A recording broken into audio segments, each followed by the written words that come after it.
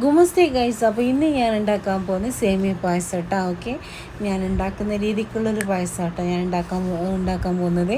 Okay, ഞാൻ ഉണ്ടാക്കുമ്പോൾ എല്ലാവരും ഉണ്ടാക്കാറുണ്ടോ നമുക്കറിയില്ല. അപ്പോൾ നമുക്ക് പായസം ഉണ്ടാക്കാം. ആദ്യം തിളച്ച വെള്ളത്തിലേക്ക് സേമിയ ഇടാം കേട്ടോ. ഓക്കെ, എന്നിട്ട് നമുക്ക് നല്ല വേണം അത് ഇളക്കിക്കൊണ്ടേ ഇരിക്കണം, കാരണം അടിയിൽ പിടിക്കുന്നുണ്ട് കേട്ടോ. ദെൻ നമുക്ക് ഏലക്ക സീഡ്സ് ഇടാം. എന്നിട്ട് വീണ്ടും നമ്മൾ അതേപോലെ ഇളക്കിക്കൊണ്ടേ ഇരിക്കണം കേട്ടോ. കാരണം ഇത് ഇന്നെ നല്ലോണം ഇളക്കിയില്ലെങ്കിൽ അത് അടിയിൽ പിടിക്കാൻ ചാൻസ് ഉണ്ട്. എന്നിട്ട് ഷുഗർ ആഡ് ആക്കാം കേട്ടോ. ഓക്കെ, ഷുഗർ എത്ര വേണോ അതിനനുസരിച്ചിട്ട്. എനിക്ക് അങ്ങനെ വലിയ ഷുഗറൊന്നും ഇഷ്ടമില്ല, ഞങ്ങൾക്കൊരു മീഡിയം സൈസ്. പിന്നെ മധുരം ഇഷ്ടമുള്ളവർക്ക് അതിനനുസരിച്ച് ഇടാം കേട്ടോ. ഞാൻ എൻ്റെ ഇത് പറഞ്ഞു കേട്ടോ. ഓക്കെ, അപ്പോൾ പിന്നെ നല്ലവണ്ണം ഷുഗർ ഇട്ട ശേഷം വീണ്ടും ഇളക്കിക്കൊണ്ടേയിരിക്കണേ. നല്ലവണ്ണം വെന്തതിന് ശേഷം നമുക്ക് മിൽക്ക് ആഡ് ആക്കാം കേട്ടോ. ഓക്കെ, ഞങ്ങൾക്ക് ഇപ്പോൾ ഇവിടെ ഞാൻ കുറച്ച് സമയം എടുത്തുകൊണ്ട് ഒരു 1.5 ലിറ്റർ മാത്രമേ ഞാൻ പാൽ എടുത്തിട്ടുള്ളൂ കേട്ടോ. എന്നിട്ട് വീണ്ടും ഇളക്കിക്കൊണ്ടേയിരിക്കാം, നല്ലവണ്ണം ഇളക്കിക്കൊണ്ടേയിരിക്കണം. എന്ന് പറഞ്ഞെങ്കിൽ എനിക്ക് കുറേ ദിവസം മുമ്പ് ഞാനിങ്ങനെ നാക്കിയിട്ടാകുമ്പോൾ അത് അടിയിൽ പിടിച്ചുകൊണ്ടാണ് ഇളക്കണം എന്ന് ഞാൻ മെയിൻ എടുത്ത് പറയുന്നത് കേട്ടോ.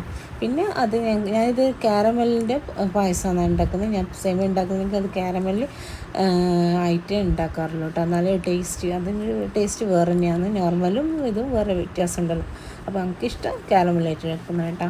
അപ്പോൾ കാരമൽ ഉണ്ടാക്കുന്നത് പറഞ്ഞെങ്കിൽ പഞ്ചസാര കുറച്ച് വെള്ളം അത് ഇടാക്കിയ ശേഷം നല്ലോണം പിന്നെ ഇളക്കിയ ശേഷം ഇതുപോലെ കാരമലായിട്ട് ഇരട്ടോ. അതിലേക്ക് ബട്ടർ ആഡാക്കണം. ബട്ടർ ആഡാക്കിയിട്ട് ഇങ്ങനത്തെ ഒരു ഇത് പരുവായിട്ടാകുമ്പോൾ ഞാൻ പാൽ വേറെ ആഡാക്കലല്ല, നമ്മൾ ഈ സേമിയത്തിലുള്ള കുറച്ച് പാലെടുത്തിട്ട് ഈ കാരമലിലേക്ക് ഒഴിക്കൂട്ടോ. എന്നിട്ട് അത് നമ്മൾ നല്ലോണം ഇത് കട്ട കിട്ടുന്നതിന് നല്ലോണം ലൂസായ ശേഷം മാത്രമേ ഞാൻ നമ്മൾ പായസത്തിലേക്ക് ആഡാക്കും കേട്ടോ.